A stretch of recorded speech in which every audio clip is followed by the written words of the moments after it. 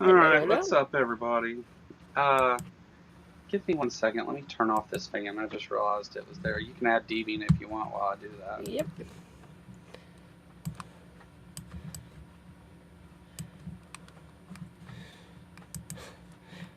Fuck it, we'll do it live. Always. Oh.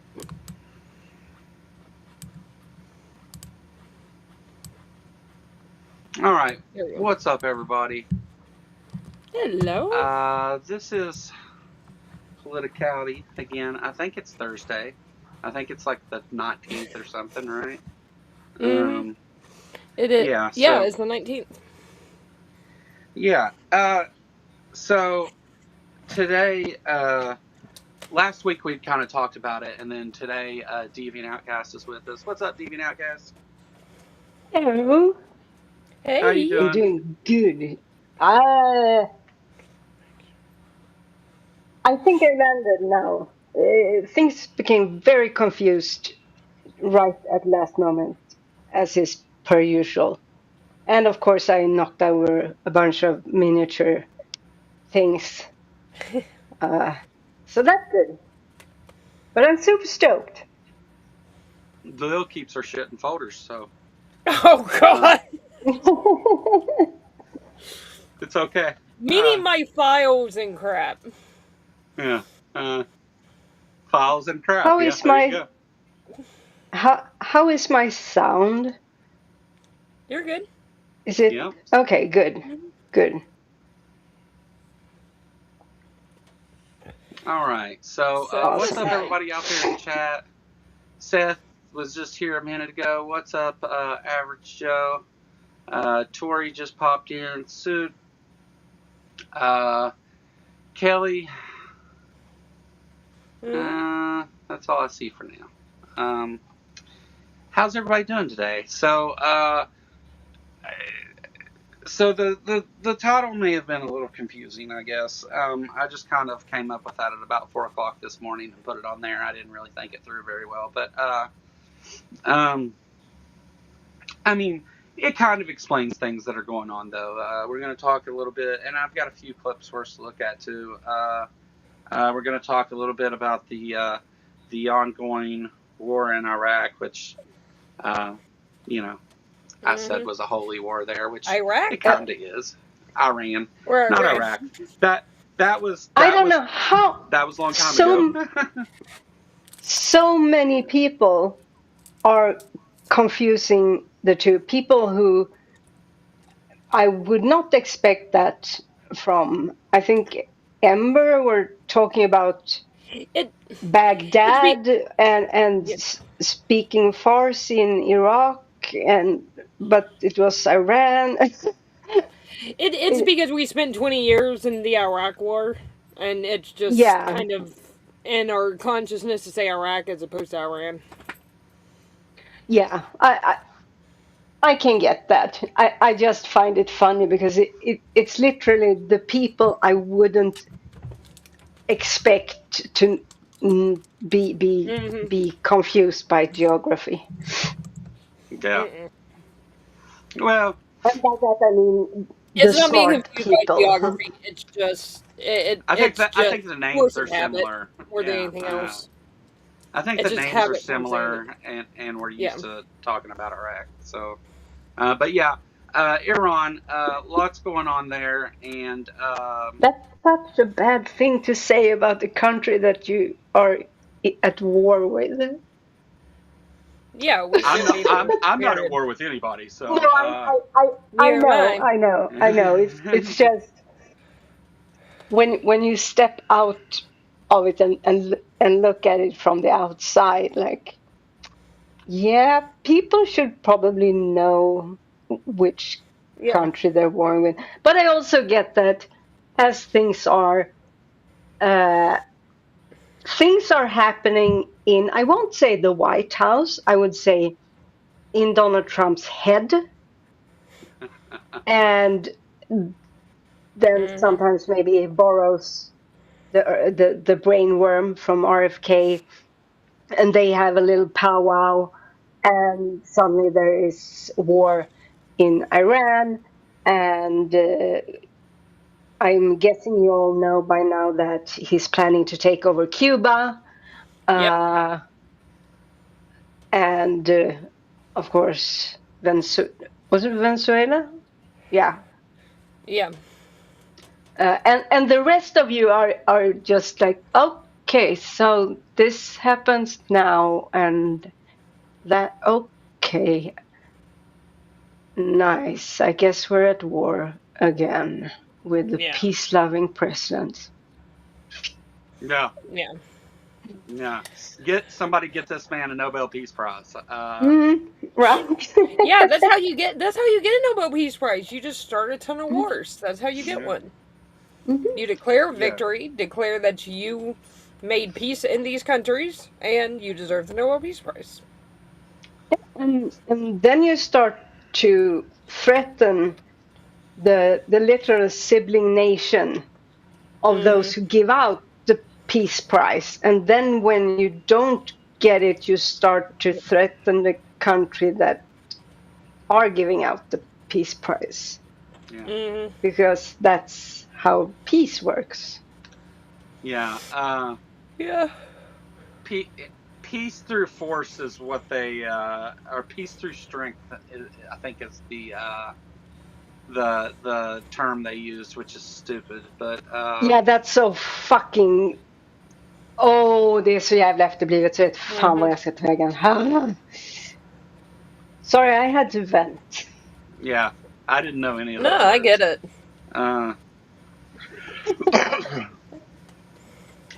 But so we've talked a little bit about the how there was this this thing where they were saying like the military leaders were telling the soldiers that this was Trump's holy war to bring back Jesus and all that stuff, and I don't know how true that is, but today we're going to talk a little bit about part of the show anyway about how it doesn't matter because the effect was the same. Yeah. Because now you have a lot of the Christians in the United States perpetuating that idea anyway, and we'll see some of that today. That's why I referred to it as the Holy War. Also, there's a lot of propaganda surrounding this that it's like going well, and that a lot of the right wing or Trump sympathizing idiots on YouTube have been out there saying like, oh, we've destroyed 80% of this, and their navy's gone, and all we got to do is this, and it's over. And today we'll look at why that's stupid. And then I've got we've got Mark Wayne Dumbass, the next head of DHS, being a dumbass. It doesn't even matter whether he gets confirmed or not, because if he doesn't get confirmed, the next guy's going to be just as bad. Yeah. There are no good people in this administration. Not a single fucking one of them. Is that the guy who is taking over after what's her fuckface? Gnome. Kristi Gnome. Yeah. Yeah, he's he's said a lot of crazy shit in the past and said a lot of stupid stuff during what was supposed to be a confirmation hearing, but it was just him and Rand Paul fighting with each other. This is the guy that threatened to fight somebody, I think it was like 4 or so years ago, and Bernie Sanders got in the middle and stopped it.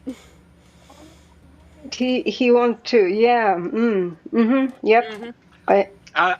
I say he pretended like he wanted to fight someone, and the second Bernie Sanders said something, he was like, would have gotten his ass kicked. Yeah, back down. He would have gotten his ass kicked. I would have paid money to see that, though. Yeah, he But like mentions how he's good friends with that guy now. that's one of the things though with so yesterday there was um, a news article in one of the main I shouldn't say one the largest news reporter in Sweden news media in Sweden about a census, like Pew Research, that sort of thing. Whether or not we in Sweden still considers the US to be a democracy. Oh yeah, I saw that. Yeah. And just so you know, not even the members of what used to be white Aryan resistance, the White Aryan Resistance Party, not even them considers you to be a democracy. Yeah. I mean, Yeah. We're not. in as a majority of, but either way, it had me once again think of one of the hallmarks of non-democracies, fascist states, and people who kind of usurp the power in a nation, and that is to create calamity, unrest, and not just what we see in the with like the ICE agents and all of that, but look at how people are behaving in the Senate. This is the highest governmental institution in the largest and richest country on earth, the quote unquote leader of the free world. And the way that people talk to each other, threatening to punch each other in the face.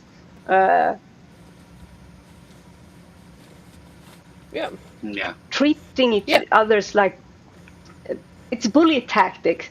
And as soon as you see someone from a different country or a previous administration in the US, you're gonna, oh yeah, this is how it's done, right?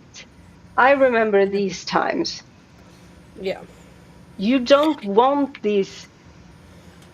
Sorry, it really No, I bothers get me. it. Yeah, I Yeah. get it. And it's just like, I mean, it's one of those things where there are straight up people getting in fights on the street because of who they have on their bumper or who they don't have on their bumper. Like, I mean, I saw that crap like in 2020 all over the place. You know, like it's just it's ridiculous that it's gotten to the point that's gotten in. Yes, there's always been the undertone of that here. It's just out in the open a lot more. Yeah, and it makes a big difference. It makes a big difference.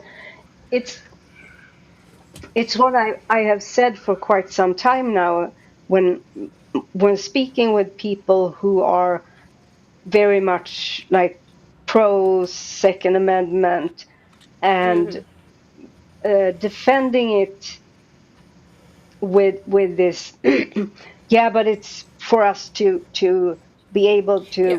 to stand up towards an oppressive government. Yeah, but they don't And give a shit about your First Amendment rights either. no, but more than that, how are you going to stand up to the government when you're running around fighting and being afraid of your next door neighbor because Mhm. they vote for another party, they go to different church, they still belong to the same religion, but it's a different Mhm. church. It's the distrust that permeates the US goes so much deeper than Mhm. I had really understood, like up until Yeah. say 5 to 10 years ago. Yeah. And that's scary too, because it it means that, Mhm. so for this to have a good outcome, people need to come together. And I know that you have done that in huge ways with the protests and such. But as time goes by, things ramps up. Well, I think there's a fundamental problem. So, it used to be that not only the American people had some sort of respect for the office that these people held, but the people that Mhm. held those offices had a little bit of respect for the office they held, Yeah. and so that kind of led to trying at least a little to have a little integrity. Um, and what MAGA and Trump has showed us is that those things are no longer what's important, and the people that hold those offices have no respect for the office, for the office or the history of those bodies or the Constitution itself. And so whenever you start throwing out those fundamental things and we're operating um, outside of that, you I mean, you unfortunately get some of the things you see where they act like Mhm. children in the halls of Congress. Yeah. Yeah. No, and I'll that be the first only to tell you feeds. that our government's fundamentally broken. Uh, I mean, it only feeds into it. It becomes a vicious spiral, in that when the general citizen then see their leaders behave in such a way, it signals to them that this isn't serious. This is how we are to behave. We aren't going to solve issues by talking them through, trying to find um, common ground and finding a solution that is as good as it can be for as many as possible. But instead, you are to uh, behave like a fucking Twitter thread and just Mhm. throw mud at each other. yeah. Well, and there's a lot of theater to it now, which that's been Of there, but course. Yeah. not to the extent and not to the they're like looking for every opportunity to get in front of the cameras now because the election cycles are no longer like 6 months out of the election year.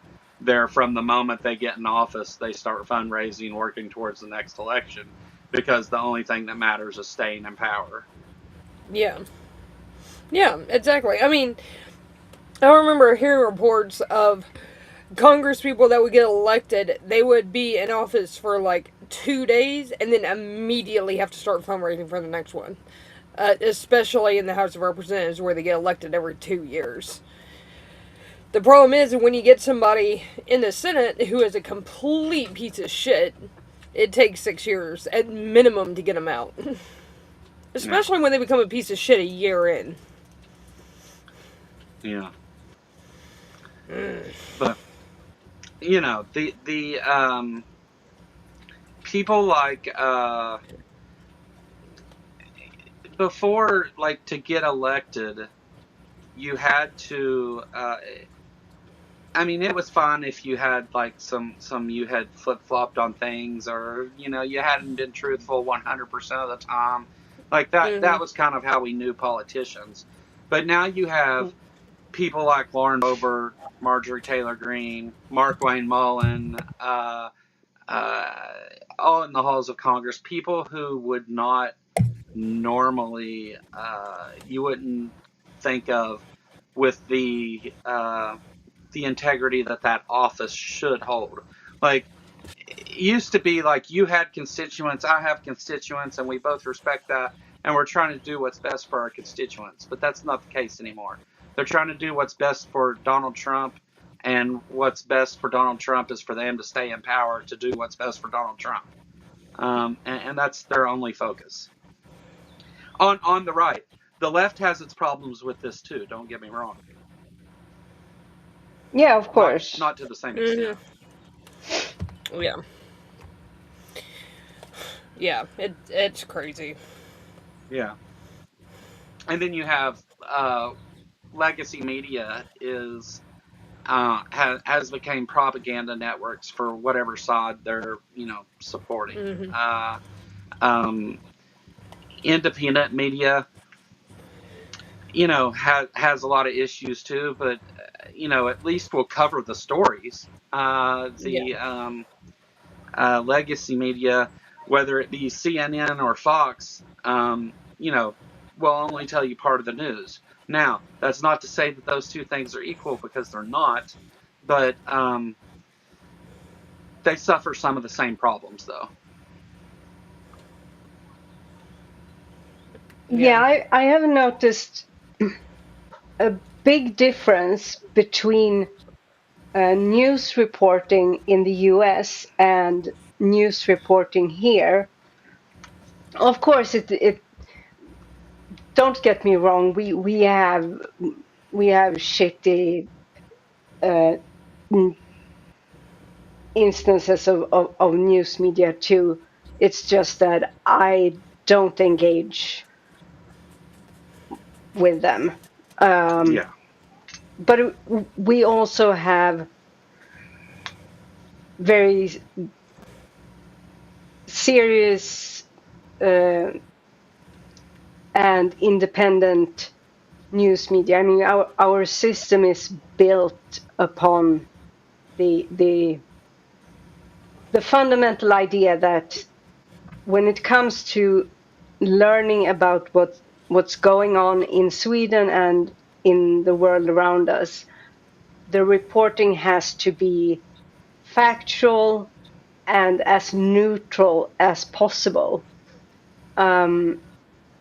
So when I see a news story from it in Sweden, it's oftentimes just this Mhm. happened, this is what people say about it on this side, and this is what people say about it on that side. In the US, it seems to be much more like Mhm. opinion pieces. It's not so much reporting on what actually happened as using what happened to forward Yeah. an idea about what you should think about what happened. And I Yeah. think I could be wrong, but I get the impression that it's been like that for a long time. And Yeah. now, because of the political climate and the Trump regime, it's become so much worse. It's come to its tipping, not tipping point, but like tippy toe. Mhm. Yeah. Yeah. There. So some of the some of the media is not actually news, though, and it was never. I mean, it's meant that you think it is, but but it's not, and it was never labeled as such. Like Fox News is an entertainment network. Yeah. And a lot of Americans are just not educated on the inner workings of our government and at all. Not even, I'm not to a great extent, but at least somewhat. The And I think that because of how much damage we've done to education, that most people can't discern the difference. Um, so they think Yeah. Fox News is the news. Yeah. Media literacy in this country is horrific. Yeah, yeah. Now, and left media is far from neutral too. I agree. The Yeah. And like the difference is though is like here, like I wouldn't call this show news, although we talk about some stories that are in the news. Um, the I'm biased, and I put that out there right up front. Like there's no I have a position, and I think given things like what's best in any measurable metric for the country are I'm on the correct side of that. What's morally correct, I'm on the better side of that anyway. The but people have different ways of weighing those things out based on their own experiences and life.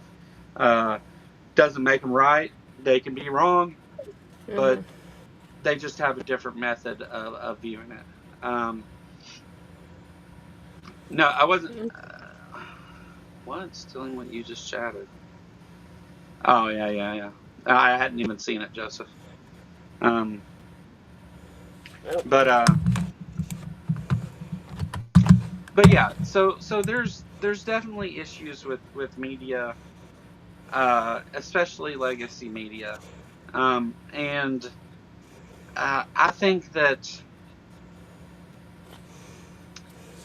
think whereas like whenever we get into independent media, like left wing independent media on YouTube, for example, will clickbait the shit out of you about things that are not even in the story, and right wing media will just straight out lie to you about things that just aren't even true. The And of course there's crossover. That neither one of those is 100% unique to the side it's trying to portray, but seems to be more on each side of it in that way. Not a very honest space to be in, I don't guess. Yeah. Whatever. But anyway, let's take a look at a video. Yeah. Yes. I have to add you over here, Deviant, so give me just a second. Oop. I am on stage.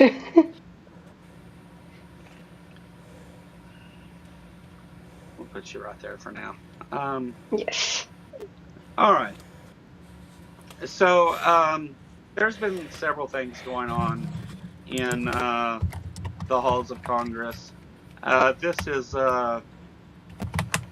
just the first one we're going to look at. We'll get to Mark Wayne Mullen in a minute. But this has got Tulsi Gabbard, and I think it ends kind of funny. But here we go. This morning, Director of National Intelligence Tulsi Gabbard testifying on Capitol Hill, grilled on the war in Iran. Did you brief the president? Can you increase the volume? It's really hard. The result would be that Iran would strike adjacent Gulf nations and close the Strait of Hormuz. I have not and won't divulge internal conversations. Yesterday, a top counterterrorism official, Joe Kent, resigned, saying it is clear that we started this war due to pressure from Israel and its powerful American lobby. The White House dismissing his resignation letter, saying the president had compelling evidence that Iran was going to attack the U.S. first. The war taking a new ominous turn today. Both sides now openly taking aim at energy assets. Iran confirming an attack on its gas refineries, and in response, warning its neighbors to evacuate energy facilities in Qatar, Saudi Arabia, and the UAE. Last night, the U.S. launching a major attack, dropping multiple 5,000-pound bunker buster bombs near the Strait of Hormuz, trying to reopen the critical waterway to oil tankers blocked by Iran. Today in Tehran, funerals. Killed in Israeli strikes. Israel now claims a third assassination. Iran's intelligence minister, Esmail Khatib. Overnight, Israel facing a wave of deadly Iranian strikes across the region. Multiple cluster munitions intercepted over Tel Aviv, but a drone hitting the home of an Israeli couple in their 70s, killing them both. And in Lebanon, where Israel is taking on Iranian-backed Hezbollah, powerful Israeli strikes leveling an entire building in Beirut, killing 10 and injuring 27, according to the Lebanese Ministry of Health. Olivia Rubin, ABC News, Washington. Okay. So the point of that is that you're being told that everything's going great and that Iran has been, kneecapped to the point to where they can't fight back, and they have no resources to do any of this and everything. And by the way, the energy facilities mentioned at the beginning, Iran has already struck an energy facility in Qatar as of today. So there's that. But that clip is from yesterday. Mm-hmm.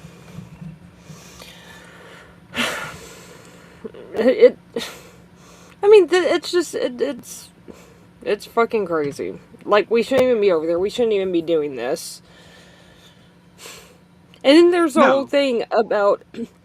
And then there's the whole thing about Hegseth and Trump being all like, you guys need to be cheerleading the war, blah, blah, blah, blah. And getting all pissed off at media companies because they're not cheerleading this. Like, what the hell, dude? I don't know anybody who is actually halfway intelligent that's cheerleading this. I mean, right. The whole thing about Iran was about to strike the US first. Based on what? Because to my knowledge,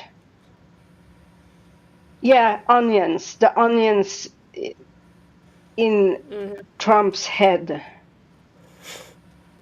Yeah. I mean, it's kind of clear that he's been wanting to go to war with Iran for years, because his whole thing, the whole thing with Trump is it's projection. It's always projection. And he said way back in 2016, watch, Obama's going to start a war with Iran to save his presidency or save his election chances. Actually, he said that in 2012. Didn't fucking happen. It's always projection with him. Always. If he says someone else is going to do something, he's the one who ends up doing it.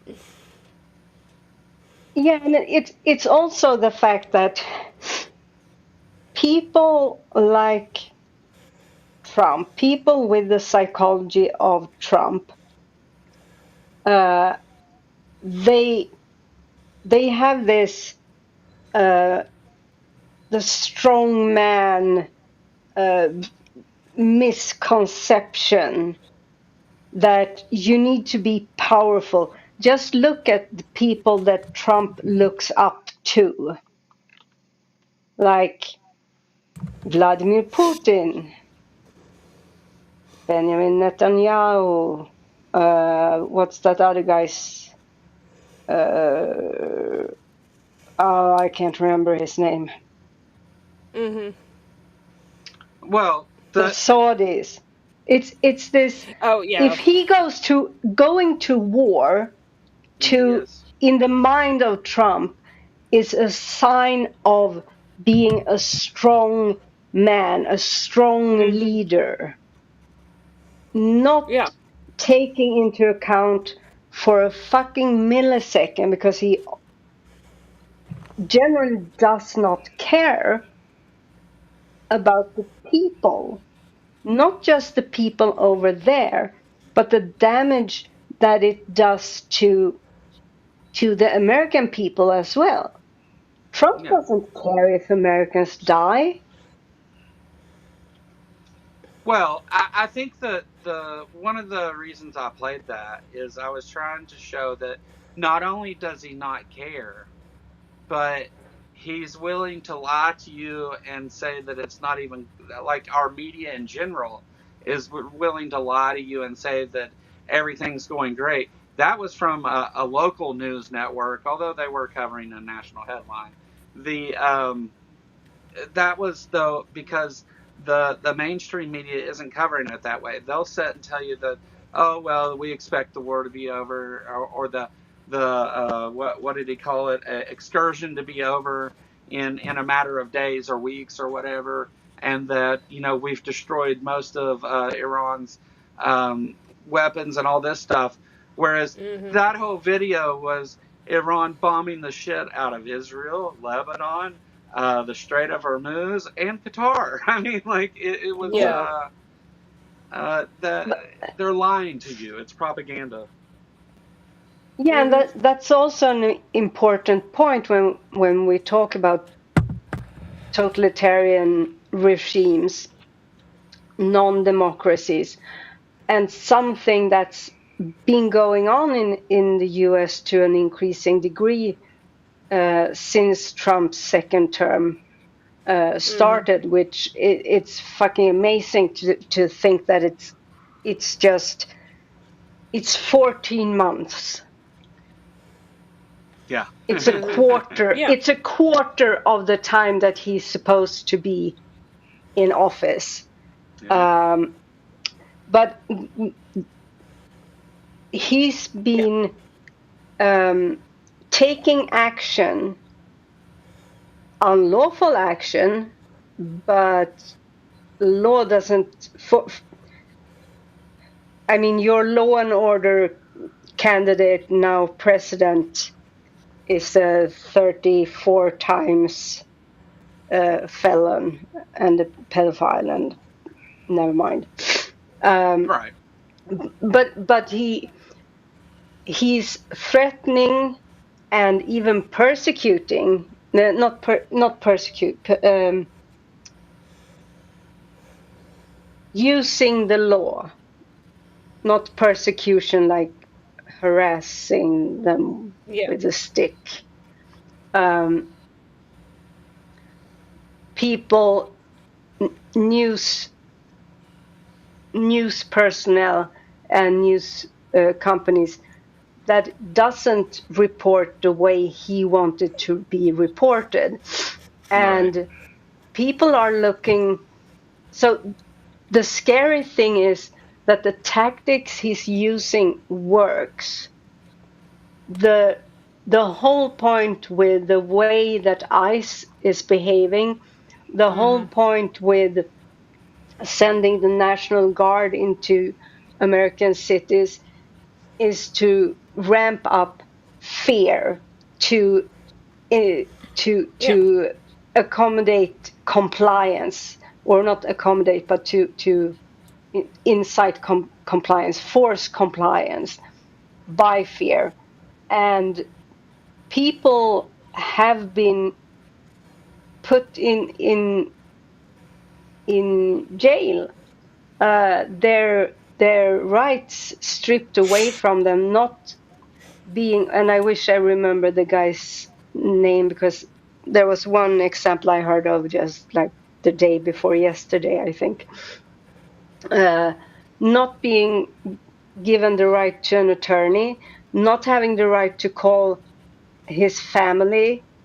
So they had no idea where he was. He was eventually released, but there is still a court case against him. And what was the crime? Literally nothing. He literally did his job as a reporter. And people in general, they're going to wage, okay, should I do my job or should I make sure that me and my family and my children are safe? And suddenly Yeah. the job part isn't that important. Yeah. So, I mean, and one thing that's been floated about ICE is them having ICE agents around polling stations and stuff. If people think that that's not going to have a chilling effect, like, yeah, it's going to. They have outright murdered American citizens. Oh yeah. so So, yeah. average Joe. I would argue that the hundreds of different cases that have went in front of judges from both the left Mhm. and the right, Trump appointed judges included, have decided that his actions were very illegal, and Mhm. they have they have ordered that he stop some of them. They have refused to stop some of them. He's declared, well, he didn't declare. He started a war without the approval of Congress. He's broken many laws. So I just disagree with you, and I Epstein think that that's files! demonstrable. Yeah, yeah, Epstein files. That is a clear and very obvious violation of yeah, the law. yeah. He signed the law himself and broke it. Like, Yeah.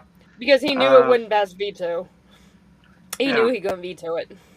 yeah. By the So way, speaking of the veto, it's funny as hell that he's saying they're threatening to veto, or that he's threatening not to sign any legislation that comes before his desk before the Save Act, which is not getting passed, by the way. no.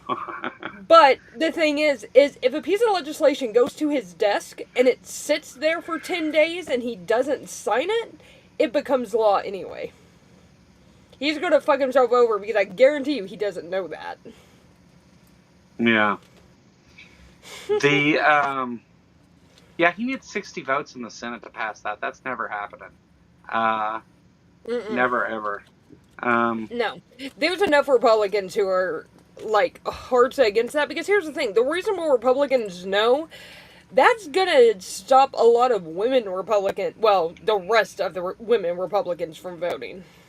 Yeah. All right. So So, we talked. So when we're talking about this misinformation in the media thing, whenever someone goes on and says the war in Iran isn't going well, Trump threatens to have them charged with um, being what's the word uh, what's the word I'm looking for? Treason, terrorist, Treason. Yes, treason. That's the treason. word. Uh, Trump threatens to have these people charged. If a TV show talks about it's not going well, they want to pull their licenses and stuff. Now let's go back and look at this claim in the media that there were people in the military who were saying that this was a religious war and that Trump was trying to bring back Jesus and all that stuff. I don't think that that claim is true, at least not on the widespread scale that it was reported. I don't think it's true. Um, but why was the Trump administration not outraged about that? That would have been the more extreme thing. It's because they're the ones that wanted that leaked.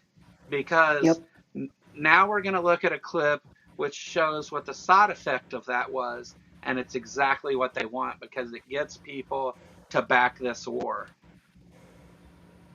We ask God to protect. Suggesting God is on our side is not new. We trust that, with his help, the men and women of the armed forces will prevail.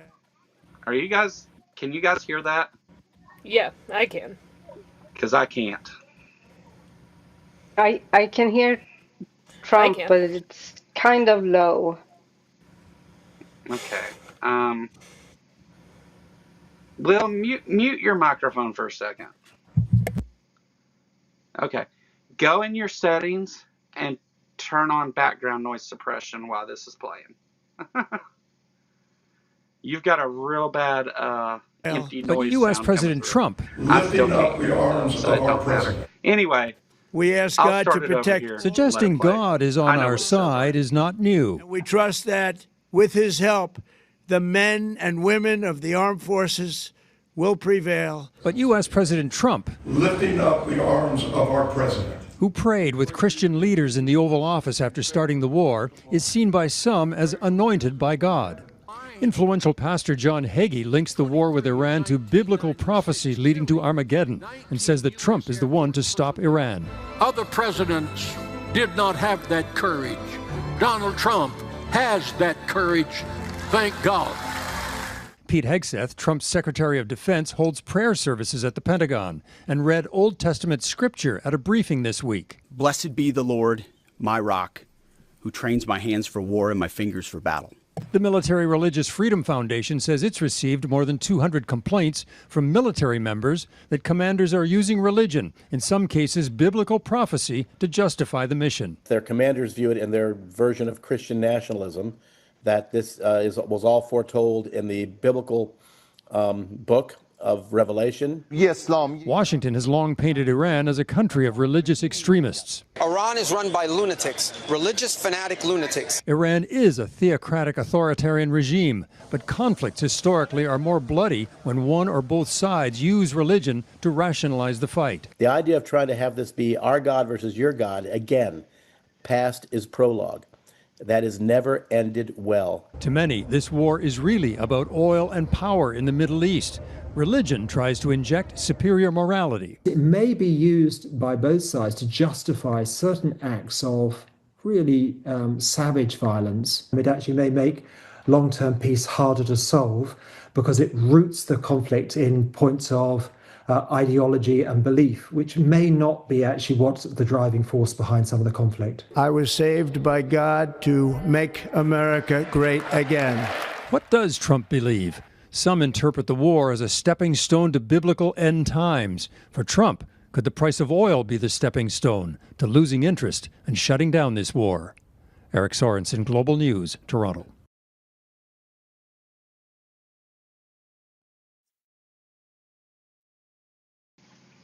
Okay. I heard the end of it anyway. And it fixed your background noise, Will. Thank you. So this is, again, it's like, here we're not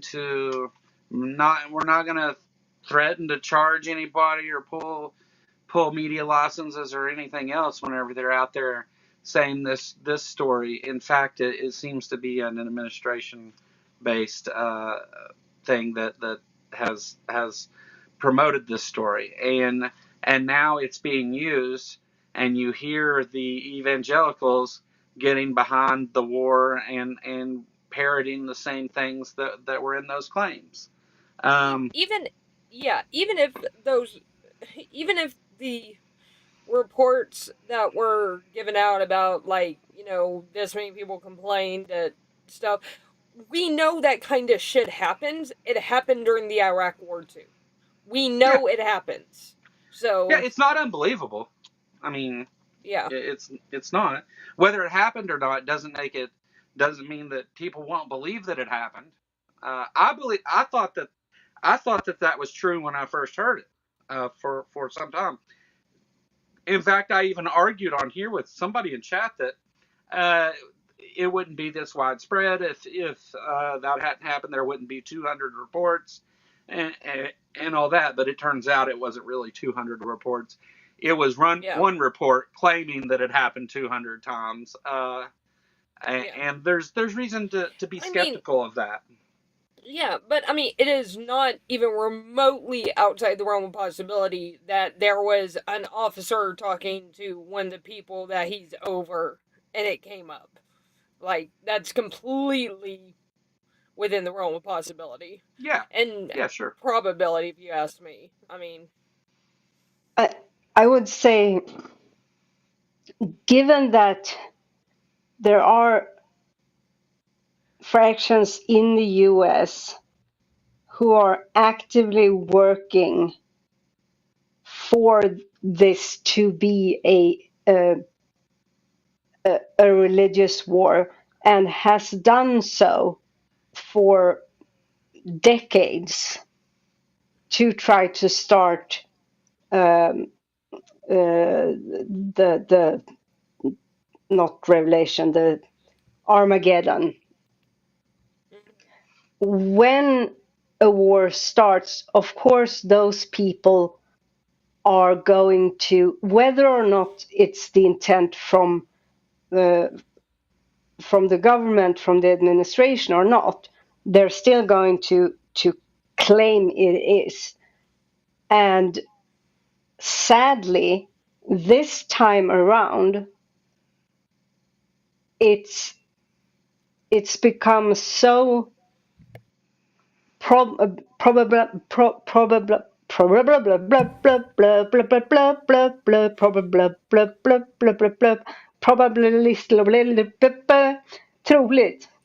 Probable. I'm sorry. I don't know what couldn't happened. words this morning either. So That was great. yeah. Slight malfunction there for a moment. Hey, it's like that a lot of people believe it, and Trump is an opportunist. So if this serves his goal, his actual goal, he's going to be A-okay with it. If it turned out that people were at large very upset over it, he would go out and say, that's not it. It has nothing to do with yada, yada, yada. But since it serves him, he's just quiet and allowing false news to spread far and wide. Well, let's flip it around and pose it back in the form of a question, right? So, if you are the Trump administration or Donald Trump, and you have this, you've started a war in the Middle East that is very unpopular with your allies, with NATO, with the American citizens, with the whole world. This war is very unpopular. Your base, though, is mostly made up out of Christian nationalists, though. So how do you get people to support the war that you've started? And you appeal to that Christian nationalist ideology part of it, right? Yeah. And I think that's what's at play here. Now, I'm giving them credit for like maybe not 4D chess, but like checkers here, and I'm not sure they're capable of that. But that's what it looks like to me anyway. And this is my opinion. Everything on this show is. So, yeah, but that's what it looks like to me.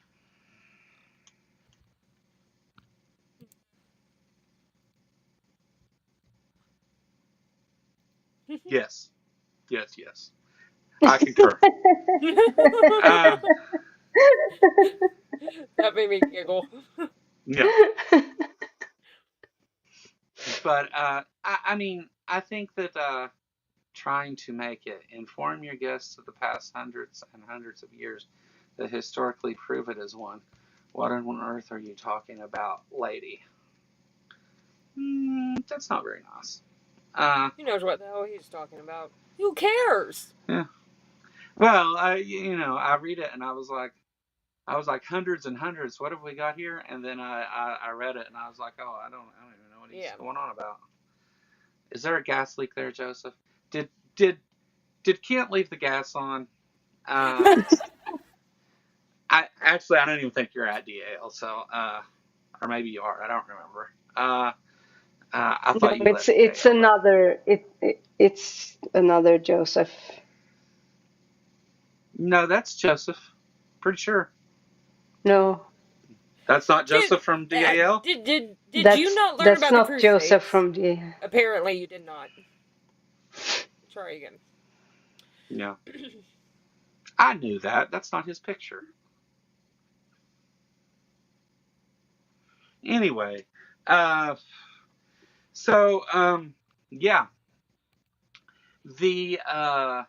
They have a reason to promote it as such in order to get people to back it. And even if you're not part of the Christian nationalist movement or even if you're not a very religious person, you understand that Iran is a theocracy, and you can still kind of get behind it from a false sense of patriotic responsibility or whatever. I guess some shit like that. I guess some made up stuff, but very unpopular. Where hear words? Where hear words? Who the fuck knows? It's very funny to me that this person thinks that I have no understanding of history. I mean, sure, I mainly deal with history that is a bit older than just a few hundred years, but between me and you, we've got it covered. Yeah. I do more modern history, you do older history. Like, we got it covered. Granted, mine's all within like the last 100 years, but it doesn't become a holy war just because it's a war between countries that has different religions as their main religion. That doesn't make it a holy war. That's not how that works. All right, so we're gonna play a thing real quick, guys. Mm-hmm. Yay! Here we go. Let me make this large. In 2024, NASA researcher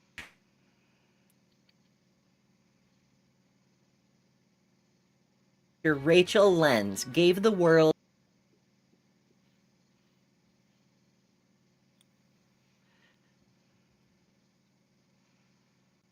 You guys having that problem too? Yep. Yeah, I was wondering what was going on with it. Let's go. I've got it.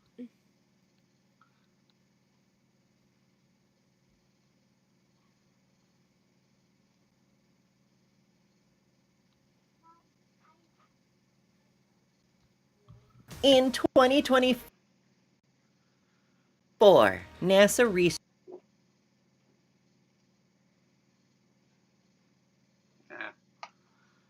I don't know why that's not one to play. I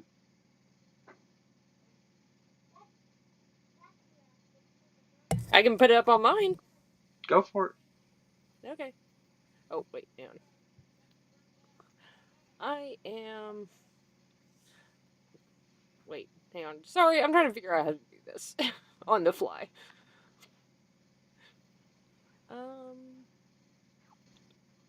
There we go.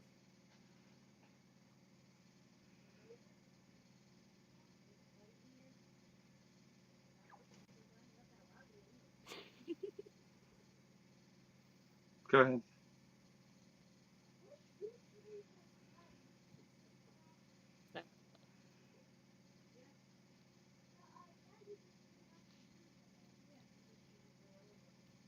In 2024, NASA researcher Rachel Lenz gave the world a flag made from NASA images for Pride Month. On January 20th, 2025, the incoming U.S. administration ordered that Artistic Union of Science and Civil Rights deleted.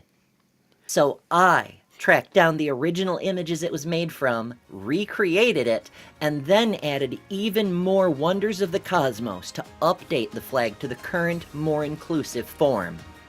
On the anniversary of the inauguration, I released it. And it went viral several times. Now you can get a physical copy of that artwork as a full-sized flag or a large sticker, as well as space artworks of the other Pride flags: lesbian, gay, bisexual, trans, queer, intersex, ace, and new flags being added all the time. Get one for yourself or give them as gifts, and celebrate Pride, celebrate science, celebrate resistance, and help support a creator fighting for human rights for all humans. Head to astralpride.org. Politicality.com. And use code LIL at checkout for an exclusive offer. There you go. Woo. Those are awesome. I love those flags. They are so freaking beautiful. And they look fantastic. Like, the full-size flags look amazing. I'll fix that in the future so that it plays as so it's uploaded first instead of trying to play it from my computer. That was the problem.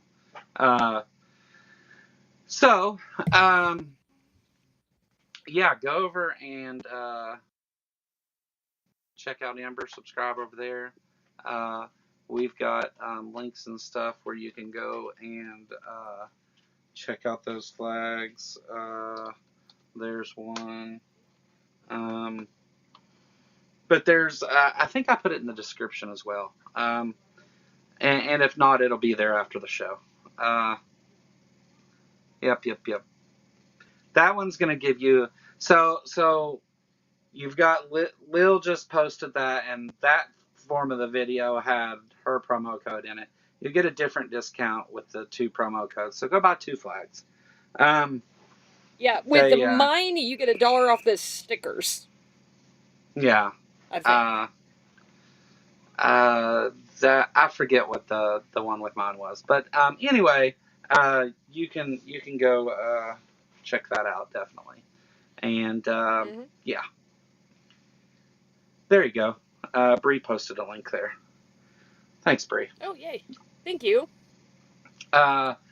So moving right along,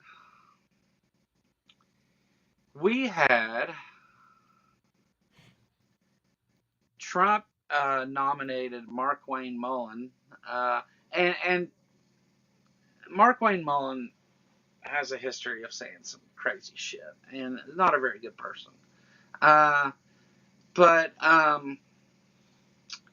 this has been covered a lot in a lot of other places. Now, this first clip, maybe not as much.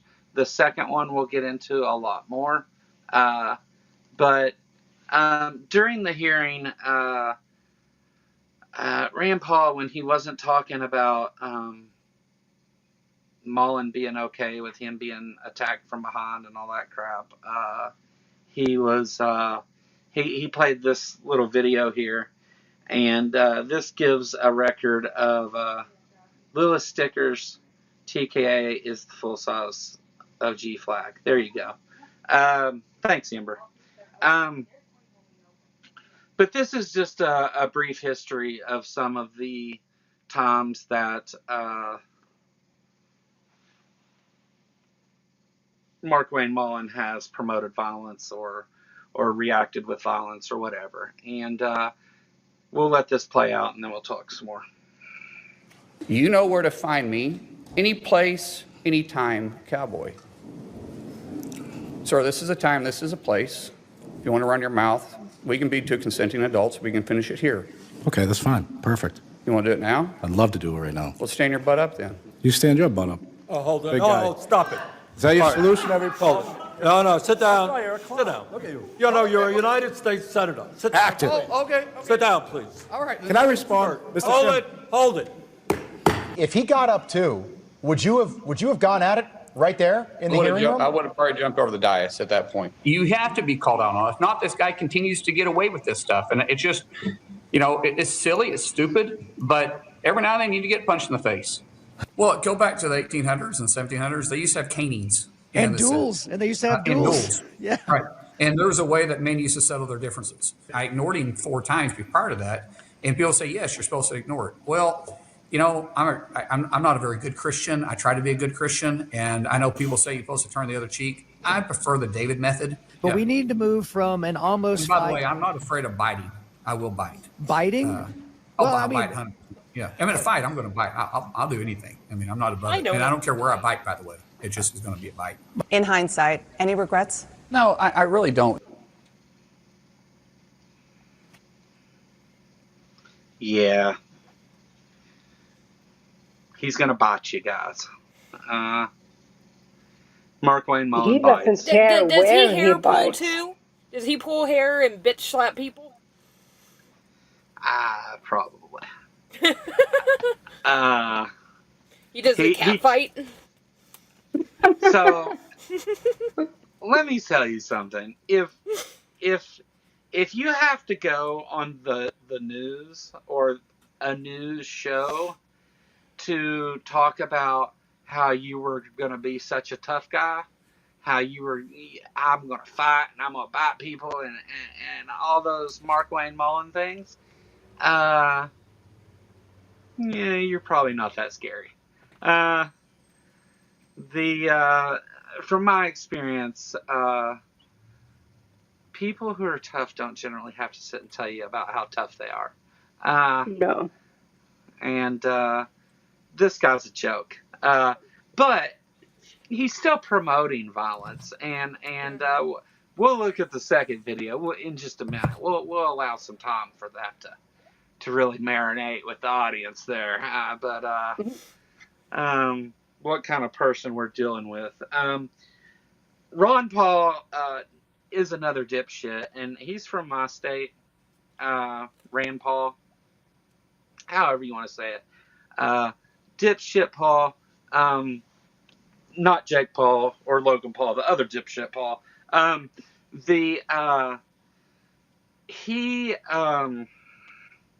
He spent the whole time trying to make this hearing about a thing that happened years ago, and yes, it does show that this guy doesn't have the temperament and should not be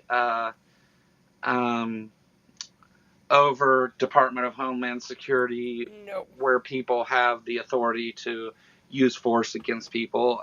It does show that. I agree, but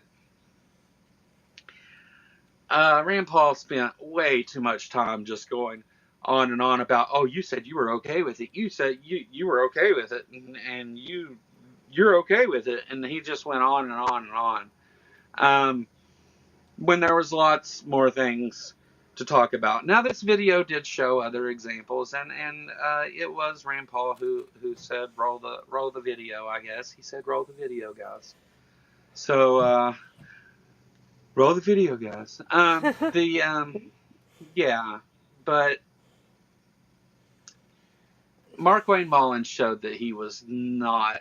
He's just not qualified for the job. No, not at all. Less so than Kristi Noem, who was, banging her assistant in the plane. That's saying something. That someone that Kristi Noem is more qualified than someone else to do anything.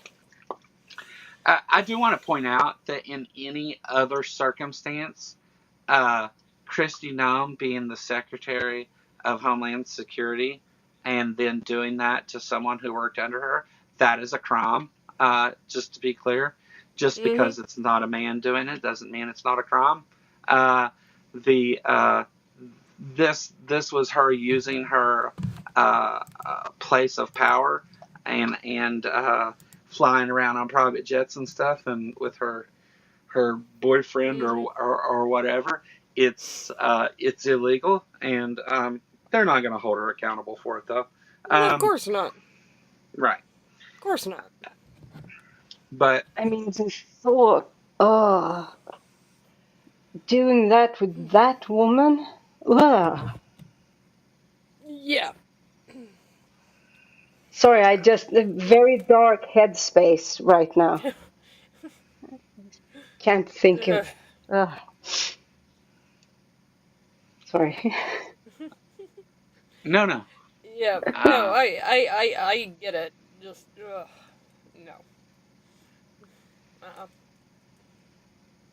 I mean, it's the least of all the issues with her, but it kind of hit me hard. Yeah. Yeah. Well, no, I get it.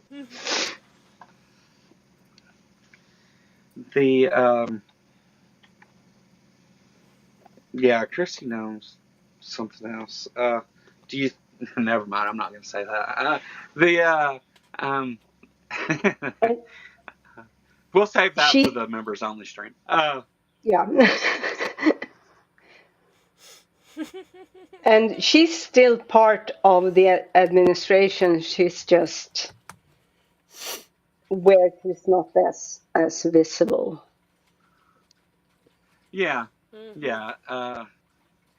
They just put her under a bus somewhere. Yeah. That's she's still there. She just has no power now.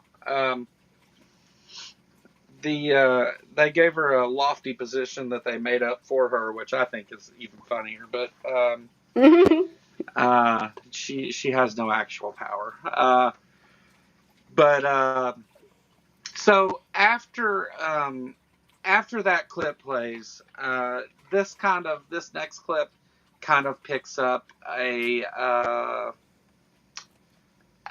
soon afterwards, and this one it's less than 3 minutes, but I'm gonna let the whole thing play, and the end is stay for the end of the clip because that's where it gets funny. And if you keep up with this stuff, you've probably already heard it, but it's been on every talk show. I think The Daily Show, Jimmy Kimmel. I don't know if Colbert covered it or not. News shows. Everybody's covered this, but it's worth seeing him get laughed at again. So here we go. In fact, even after your anger had cooled, you were still bragging that if he'd only been brave enough to stand up, you'd have jumped over the dais and taught him a lesson, because that's how men should settle their differences. Do you think fighting as a resolution for political differences is a good example for the men and women of ICE and Border Patrol? As you can notice over my shoulder here is my good friend Sean O'Brien. Both of us have had conversations. Both of us have shaken hands.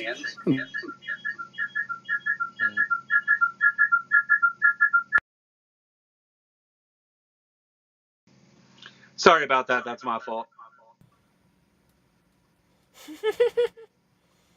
Sorry, guys. That's my fault. But I just wanted to say the answer here was no, by the way.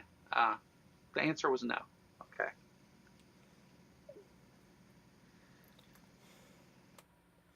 Both of us agreed we could have done things different. Sean is someone that has become a close friend. We talk all the time. I've been on his podcast. We've talked through this. That's how you handle your differences. Not like this, Chairman. I'm glad you guys are friends now and that you've reconciled. But really, it doesn't get to the real point, whether or not you think violence is the way we settle things. In the days after the fight, you said, and I quote, "Sometimes people just need to be punched in the face." Is that still your opinion, that political disputes can sometimes and often only be resolved by violence? No, I don't always agree with that. I don't believe in political violence. I've made that very clear. But sometimes people do need, theoretically speaking, sir, I get it. It's about character assassination for you. That's the way this game is played. I understand it. And you are making this about you, which is fine, but that doesn't keep me as Secretary of Homeland Security. It's character assassination when you were the one lauding the assault. Who do you think started that character assassination? I'm just repeating what you have done in character assassination. I'm repeating your support for the assault. So that's somehow something I started? No, sir. What I'm saying is you're adding a lot to it. In the days after the fight, you did many interviews in which you justified the violence as historically justified by precedents, such as caning and dueling. Is it today your opinion that the caning of Charles Sumner was not only justified, but argues still for resolving our political differences with violence? What I was simply pointing out is some of the rules that still apply to this body. For instance, dueling with 2 consenting adults is still there. I was pointing out what is still illegal for 170 years. There's no precedent for legal dueling. Even then, they fled the country. Do you realize that the man that beat Charles Sumner with a cane, he beat him till he was unconscious? You know why no senators intervened? Because his friend held a gun on the other senators, and he kept beating him until he crushed his skull. That's what you're insinuating is the precedent of the Senate, and that's what you live by. That is a very... Okay. So this guy thinks that in the Senate you can still challenge someone to a legal duel, and he he was a senator and doesn't know that that's not a thing. I'd say that's pretty unqualified for the post. Yeah. When you don't know those very, very simple rules. I can't imagine you have to dig very deep into the rules of engagement that is to take place in the Senate before you realize that no, dueling and beating people with canes is no longer how we do things in the 21st fucking century. Yeah. Or as he calls it, the year 2021st. Oh. Well, you can say it that way. he did also say that. And he said a lot of bad things. And then he cried for a while, which, you know, oh. you know how those really, really, you know, I don't have a problem with him crying. I have a problem with the tough guy persona he tries to pass off, and then his crying. Yeah. Yeah. So you know, in true Trump administration fashion, he doesn't know that you can't cane or have duels in the halls of Congress. So let's give this guy a promotion, right? Yeah. Let's make him head of all of DHS. Best man for the job. Yes. DHS isn't that Department of Homeland Security? Yeah. You know, he's perfect for the job. Yeah, I'm sure that nothing will ever come up that you know. No issues will stem from that. Yeah. And yeah, we're friends now doesn't justify what happened before you got there. Exactly. You disagreed with someone and challenged them to a fight at a hearing. You know, and I think what he thought would happen there was he would talk a big game and the dude was just going to back down. And when that didn't happen, he stood up, and then if in the first clip, whenever Bernie Sanders stopped him, he's like, "Oh, okay," you know, like he's immediately just fine all of a sudden. So that tells me that it was false anger to begin with, theater, which is common in the Senate and the House especially. But yeah. Ascalon said he likes your makeup, Will, and then you turned off your camera. My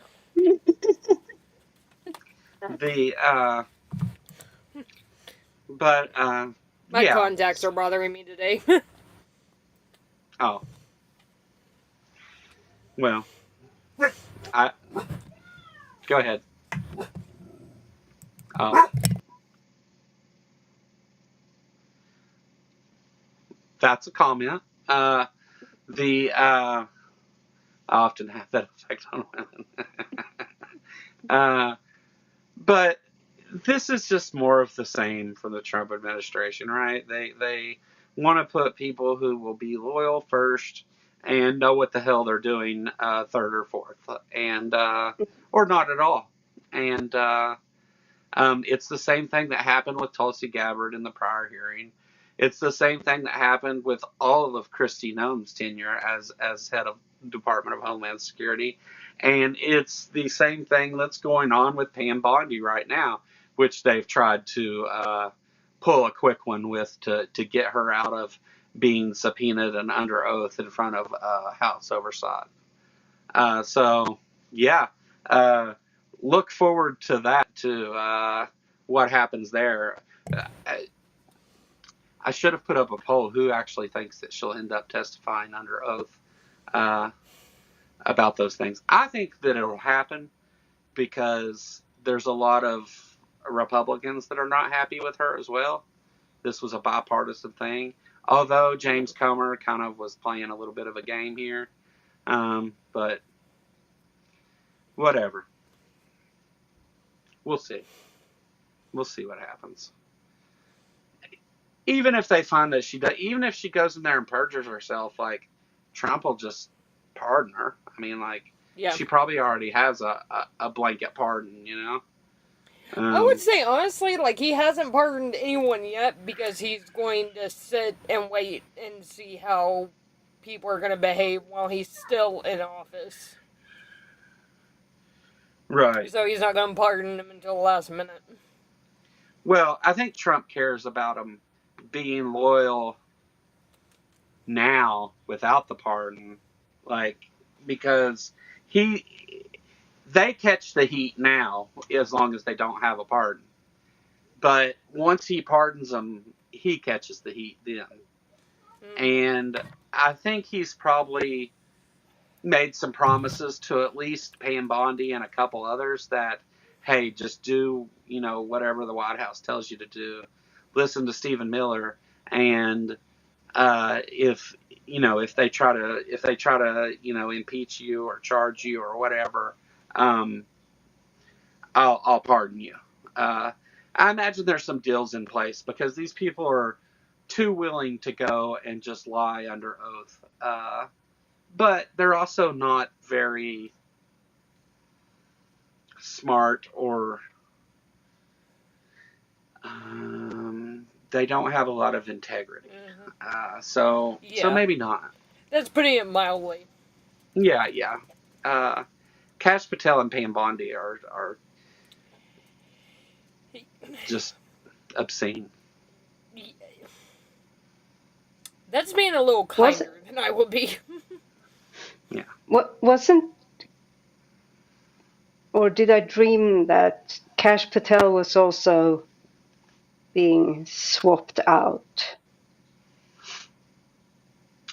He hasn't yet. There's been rumors floating around about that for a few months now. Oh, okay. Yeah. Apparently, one of his things is he does kind of keep everybody on the edge of you're next to get fired. So, that's nothing new. Because he's such a great businessman, you can tell by his casino. Oh, it's not open anymore? Okay.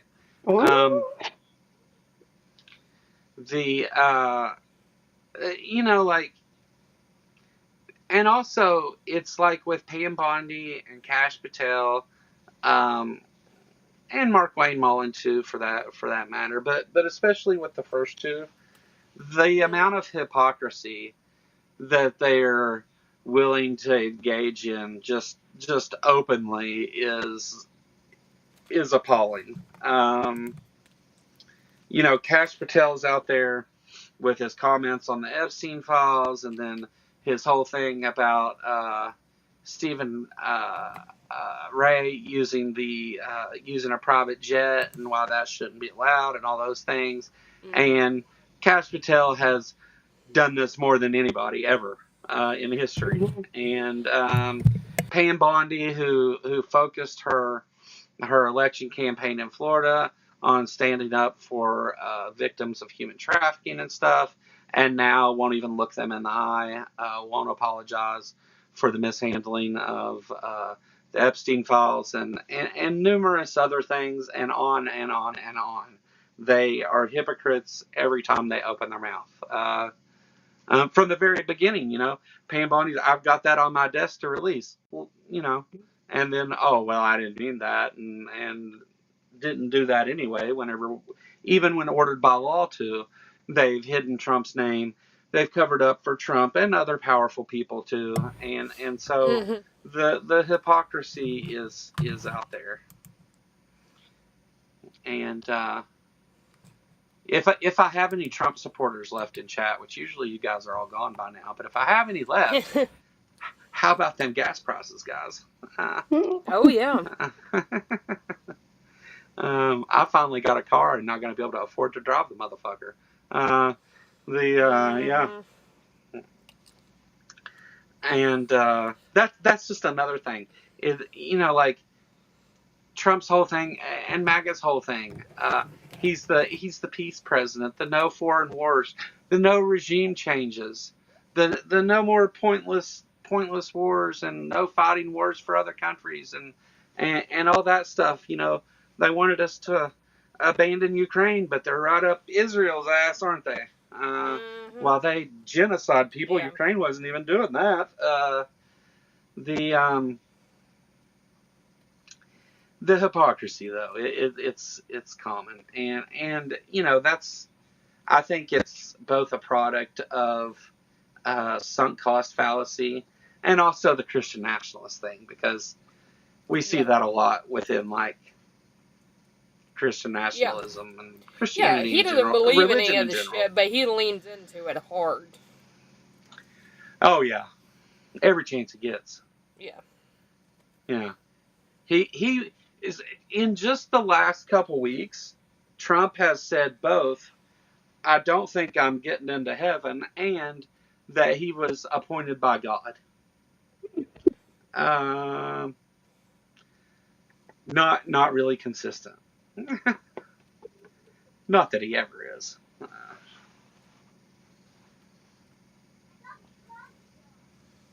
Yep.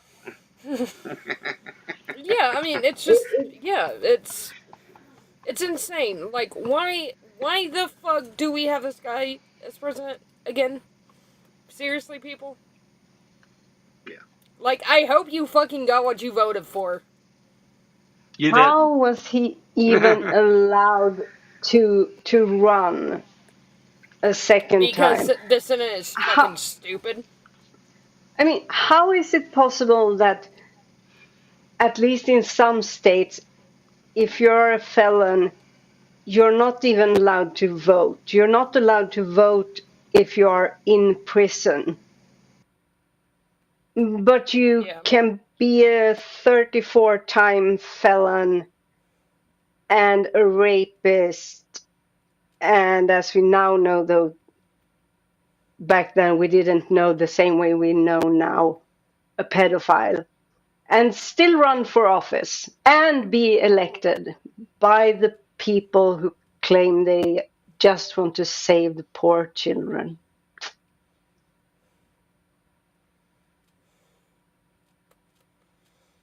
Hypocrisy? Yeah, a little bit. A little bit. It's just, once he's elected, I understand, like, it's easier said than done to fix that. I mean, I think there's been lots of opportunities for the 25th Amendment and for impeachment. The Republicans should want him impeached. Every candidate that he touches is doomed from the moment that he backs them.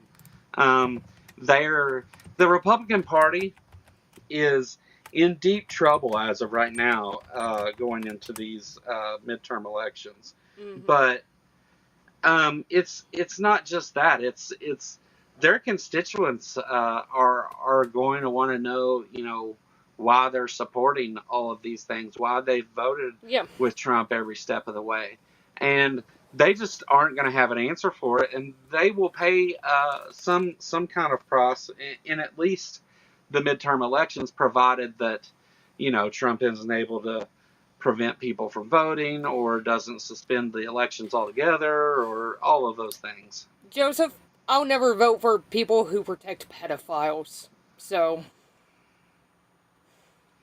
fuck off with that.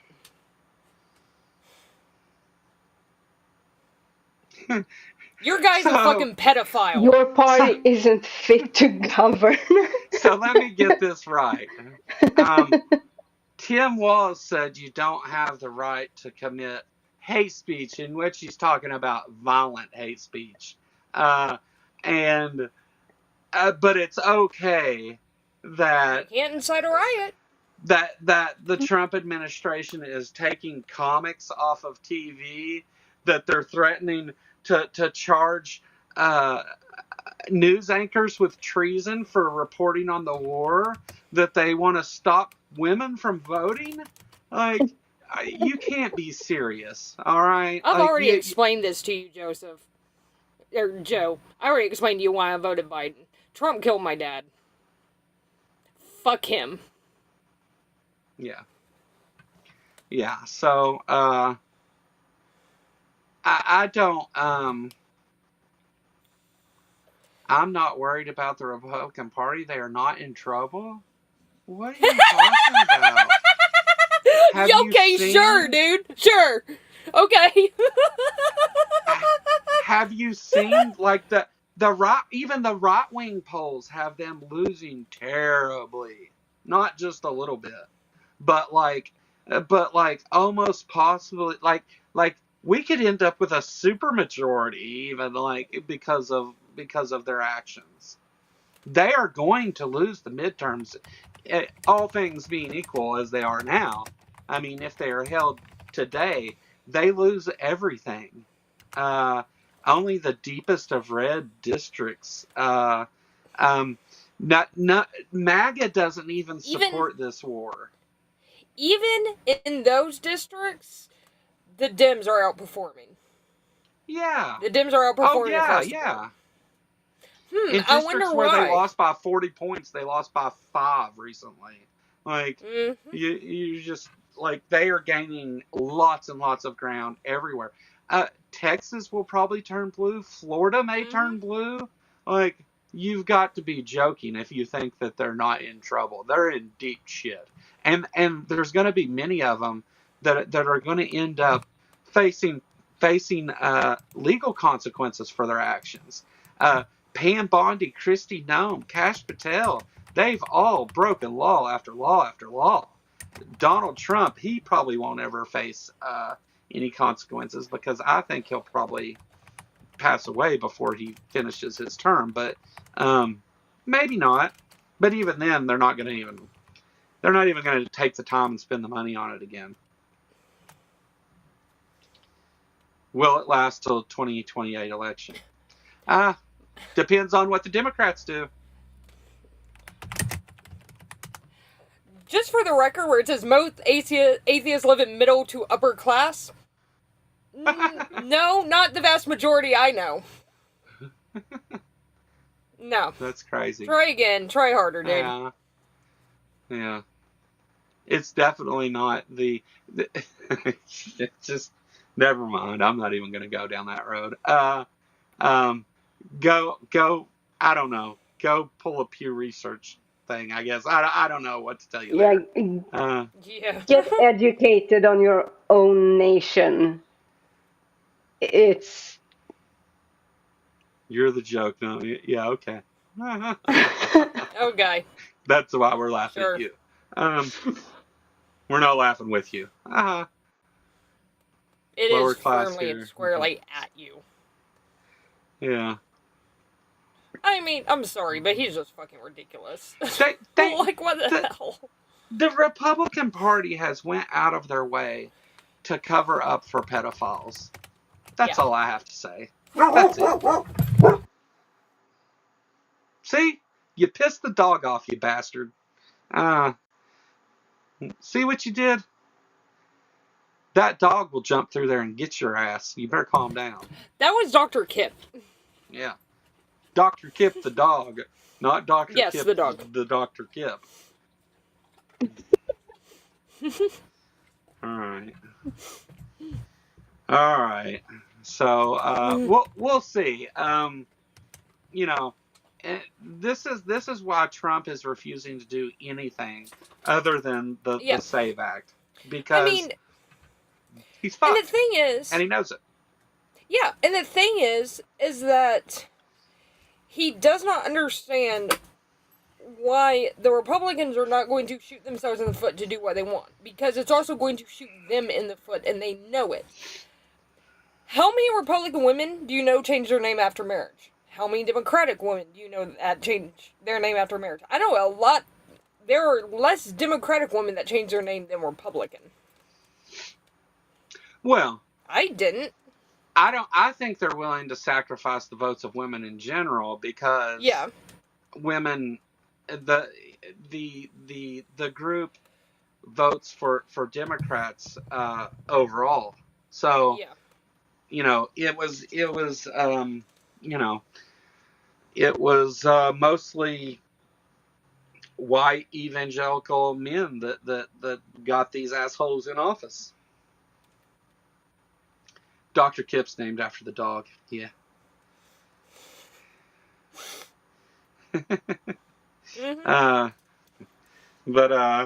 But yeah. So I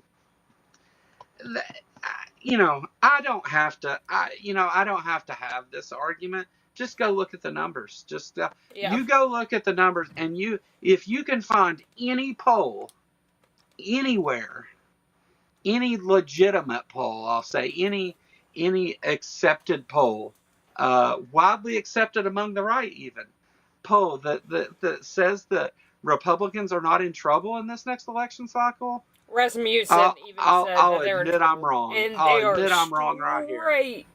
Yeah, Rasmussen even said that they're in trouble, and like they're right up the Republicans' ass with everything. So that has Trump. Rasmussen had Trump underwater like 30-some points, and Republicans in general underwater like 20-some points. So like, I mean, it's just he's bleeding support like mad.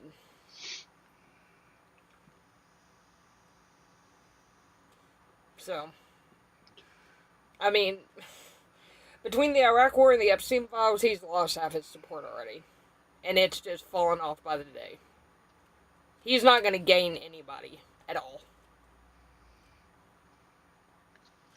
What if I find a Frenchman that says it, or an Englishman? Does it have to be a Pole? That's good. I don't know that you'd find one of those either, though. Because that's just how these guys are doing here at home. Abroad is even worse. I've seen mainstream media that contradicts what you guys are saying. Have you seen a legitimate poll? I don't care what Fox Propaganda Network says. I don't even care what CNN says. I care what the actual polls of American people say. I pay attention to the polls. I pay attention to all the polls. Yeah. And they're all bad for him. Let's look at the numbers, not what mainstream media says, because Fox, even if we went that route, though, Fox agrees with what I'm saying, that Trump is in deep shit, and so is the Republican Party. Just the fact that he thinks that I listen to mainstream media is fucking laughable. Yeah. I don't.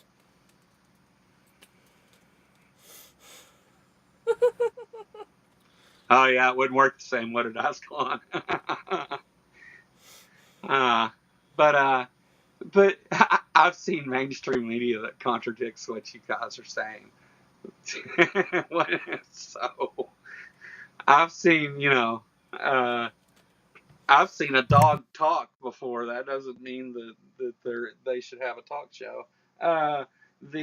Although we have one here today that apparently does. You just, it's so hard dealing with these people sometimes. Like you're just willing to pull out any old thing. You're willing to just drag anything out in order to say, oh no, I gotta keep right here for Trump, right here in my hands. You're just willing to do anything to try and spread that narrative whenever prices on everything is up, inflation is up, jobs are down, tariffs are destroying the economy, gas prices, energy prices in general are fucked. Trump thinks you need an ID to buy bread. There's a war. Like I've said over and over and over, you cannot lie to people about their fucking pocketbooks. You can't fucking do it. They know what they spend, they know what they make, and they know how short their check comes in every fucking week. Like, you can't lie to them about their fucking pocketbook. You can't do it. Yeah.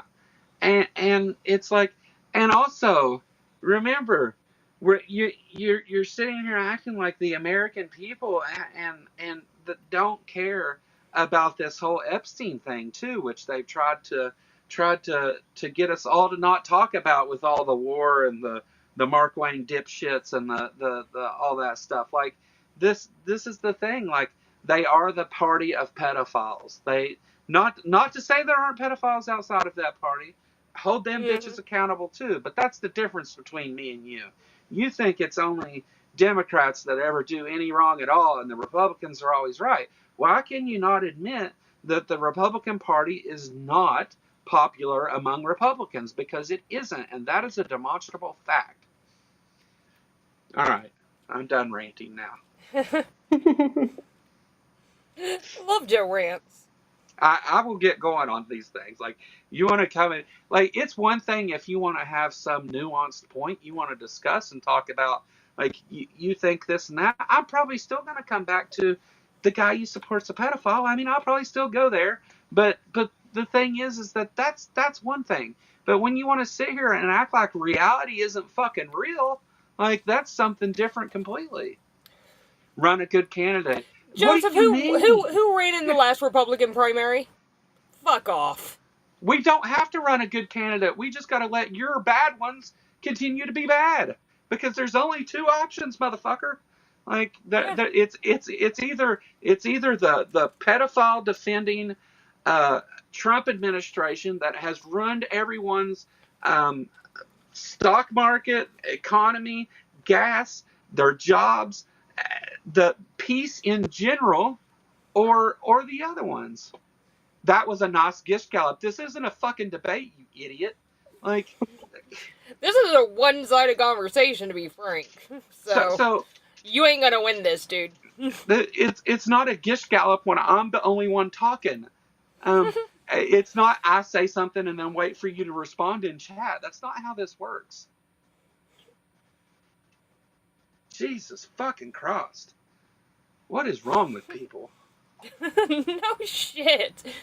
Maybe gas is so high now, you'll quit huffing. They're going to jump into a side chat and win a fucking debate with the fucking host. We don't have any limits on characters, dude. Yeah. And we don't have limits on how much we can type in a certain time period. Keep trying.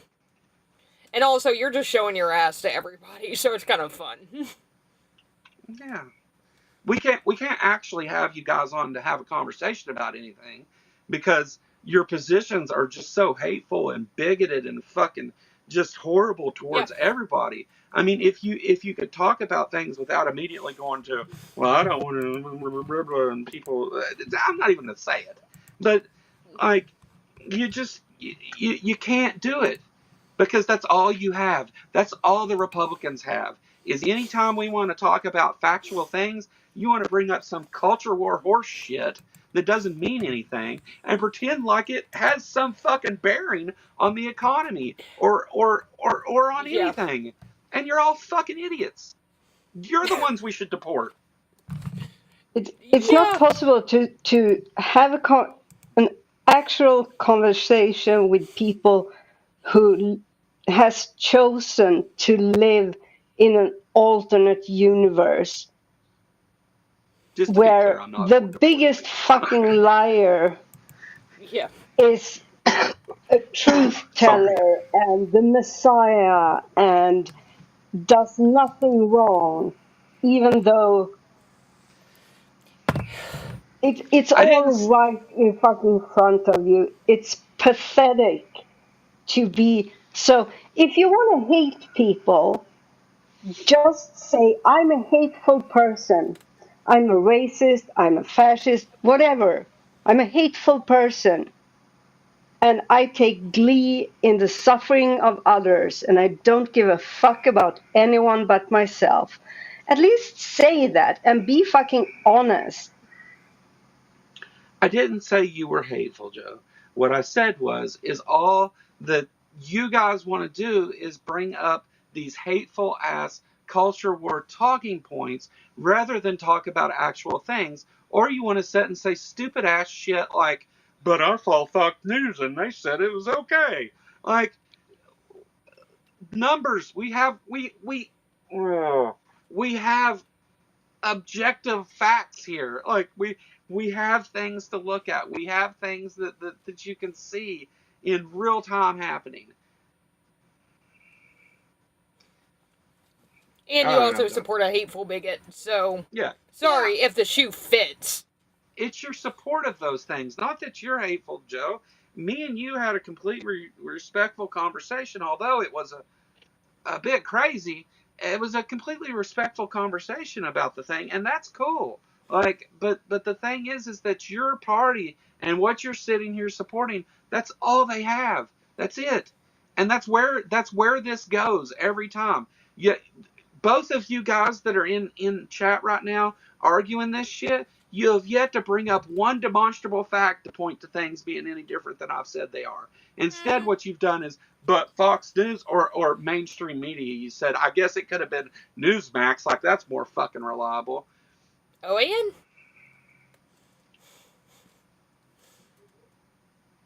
I don't blame you for not wanting to debate. It wouldn't go well, but I'll leave the door open. I don't want to debate because, I don't care. There's no point in debating crazy people. Sorry. What are we debating? What is?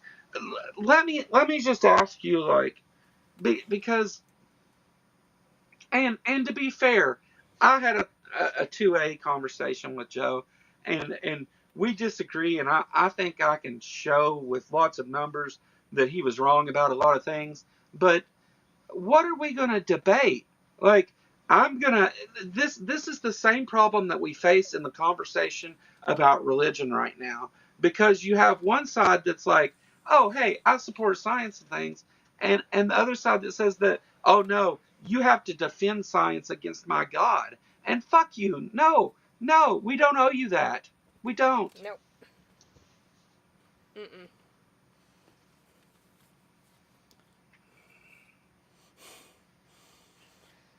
There you go. Take it from Bree. She's got you right there. Like that. There it is. Like, why? Yeah. Like, how do you want to say that's not hateful to support people who their only thing is to try and take rights away from people, to harm people, and to scapegoat marginalized and minority groups. That's their only playbook.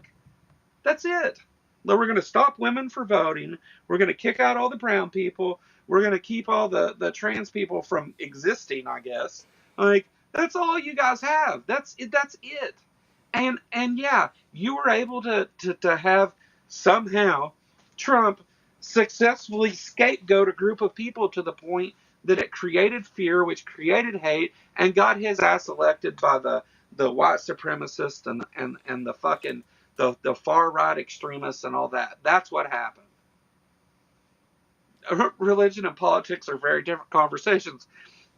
Not really. I'll debate that for sure. That I'll debate. It should be. Should be. That's the problem, is they're not any different anymore, because all of your positions are just based on what you feel like is true, and what you feel about a thing, and that you have faith that it's this way rather than depending on numbers, right? And I know it's not religious faith, it's a different thing, but they're still the same conversation. That's why there's been the graying of this whole line between Christian nationalists and Republicans. They're the same thing. There is a reason that Mind Incest show exists. It's because of this shit. It's because of the intermingling between right and the Christian nationalists and how far they've gone with this shit.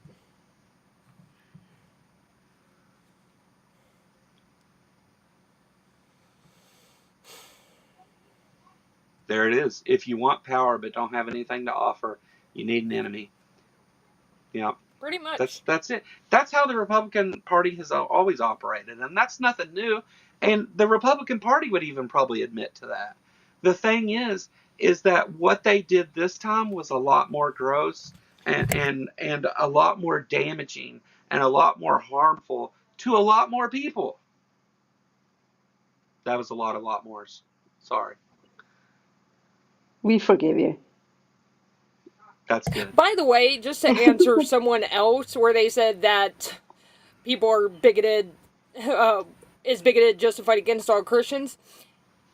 It's not. But here's the thing. When you try to legislate your morality and your dogma to affect me, fuck yes, I have a problem with it.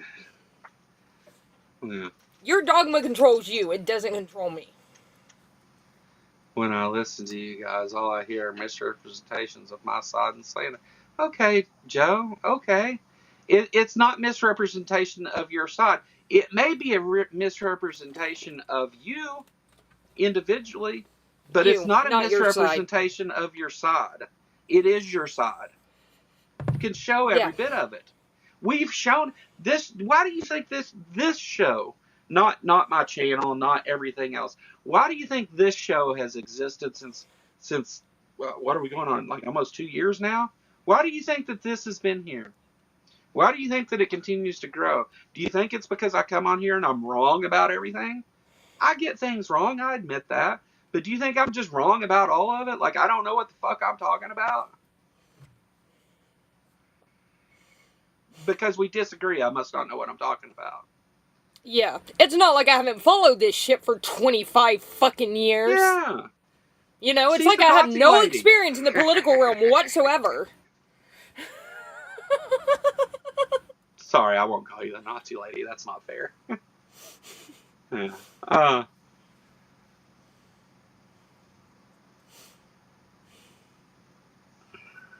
Yeah. That's right, Pri. Like it doesn't matter if you hold those positions, Joe. You support the people that do, and you don't care that they do. You're willing to sacrifice the rights of some people for your personal rights. If you align with bad people who does bad things to innocent people who cannot defend themselves, if you support that, it doesn't make you just like everyone else. It makes you a bad person, because without your support, they wouldn't be able to do all those bad things. So it is on you, even though you might not be the kind of person who does it yourself, but you have others do it for you. That doesn't make you a good person. It doesn't make you a neutral person. It makes you a fucking bad person. And you need to deal with it and fucking grow up and take responsibility. Yeah. Yes. Shame on you, fucker. Yeah, and by the way, yeah, we would help. I have seen the atheist community step up and help people more than I have ever in my fucking life seen any church do. And let me just say, you know what I won't do for your brother-in-law? I'm not going to sit here and pray and act like that fucking does something. If you want to, would you like to contact me and tell me more about what's going on with your brother-in-law? Because then maybe we can talk about doing so. I don't know what is going on with your brother-in-law to help him. But I can guarantee you this, you'll get more consideration about helping him from this community, regardless of his religious affiliation, political affiliation, or anything else. We don't ask, the Christians ask. Yeah, we don't ask, the Christians ask. They ask, where do you go to church? Before they even consider helping you.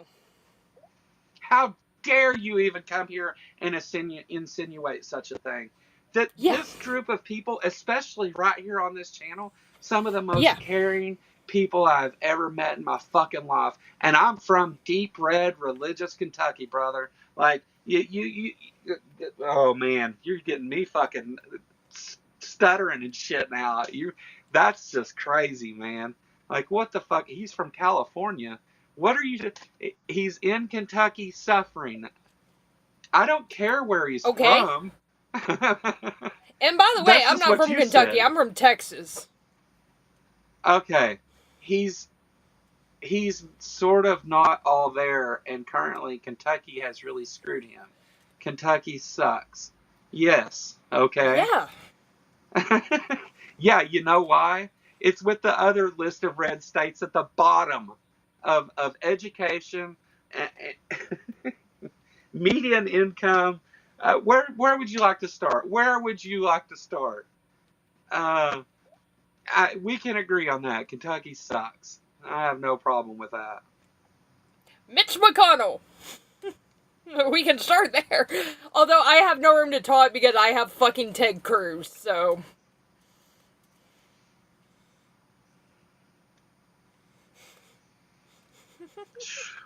To sit and act like fucking like because we're atheists, we wouldn't help somebody. It's horseshit. Yeah, We're humanists first and foremost. Yeah, I don't believe in your God. That's it. That's all. Other than that, it has no bearing on helping people or anything else. No, I don't even have a problem with believers. Yeah, But that would be too much nuance for you to understand. I wish people didn't believe, but I don't really have a problem until they start trying to force their shit on me, and then I have an issue. Dumb motherfucking thing to say. God. All right. Well, I was at the hour and a half mark. I was getting ready to be like, well, that's all we really got for today. Let's wrap things up and all that. And then we had to have a bunch of motherfuckers say a bunch of stupid stuff. Like, okay. Look, if you want to bring any of you, whether you agree with me normally or disagree with me normally or whatever, if you want to bring some kind of, I don't know, data, facts, if you want to bring something like that we can look at rather than just, if you want to do that, then we'll have that conversation. I don't care a bit to have that conversation. When have atheists ever asked people to renounce their beliefs before helping them?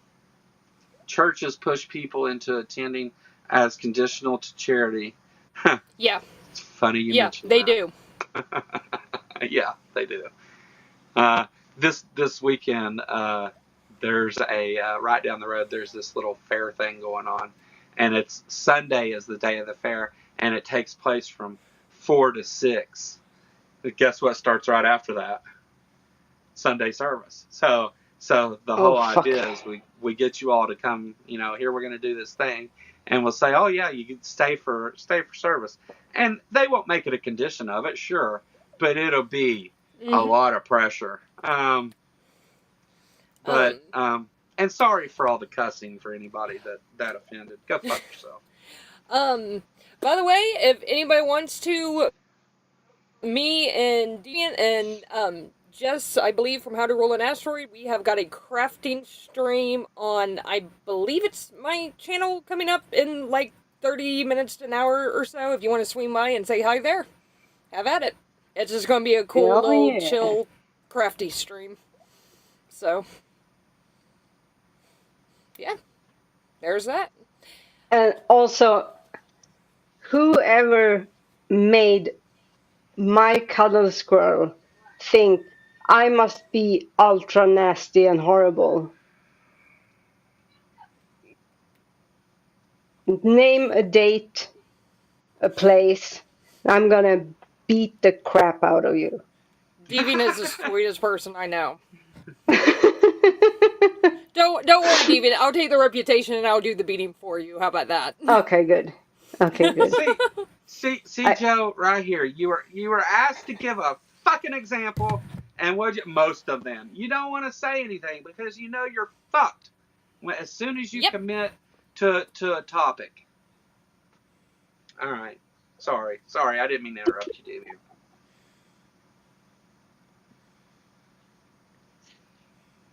It's cool. I'll end the stream and think about what I've done. All right.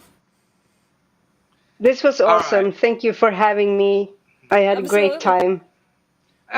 Thanks for coming, Dee. I do want to make a little announcement here at the end that I haven't talked about really. I posted it in Discord.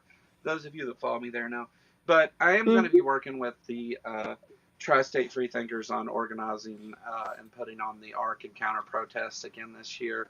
That'll be on Sunday, July 12th. We'll make a whole weekend of it.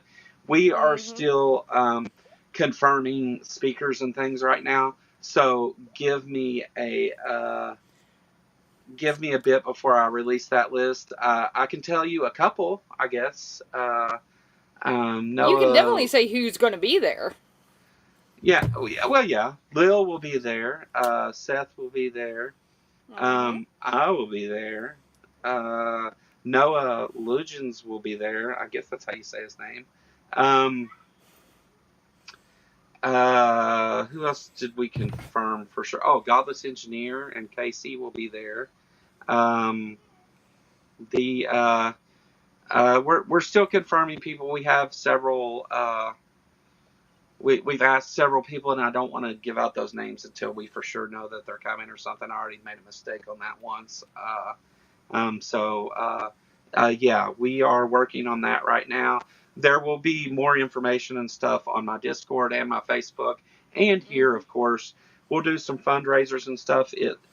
We've already got a commitment from Paying Burn to sponsor us again, and so we'll be doing all the things all over again. Only a little Don't different. burn This will be the yourself 10th. out this time. Yeah, this will be the 10th anniversary of the opening of the Ark Encounter on July 7th, which is kind of the middle of the week there. So that weekend will be the protest. And get with me if you need more information and stuff. There'll be a lot of that coming out as we go, and lots of groups. Black Non-Believers will be there. Who else did we confirm as far as groups? There was another group already confirmed. I don't remember, but we are hard at work on that right now. And so, yeah, go check out Tri-State Freethinkers, and I'll be working with them on this one. And last year it was kind of, they said, here, you can use our stuff, and then I did the rest of it with the help of some of my friends here on YouTube. And this year we've got a lot more people working on it and a lot more resources, got a nonprofit behind it and all that stuff. And so, yeah. Anyway, that's going on this summer. And so, yeah. Anybody else got anything to say? I'm good. Boom.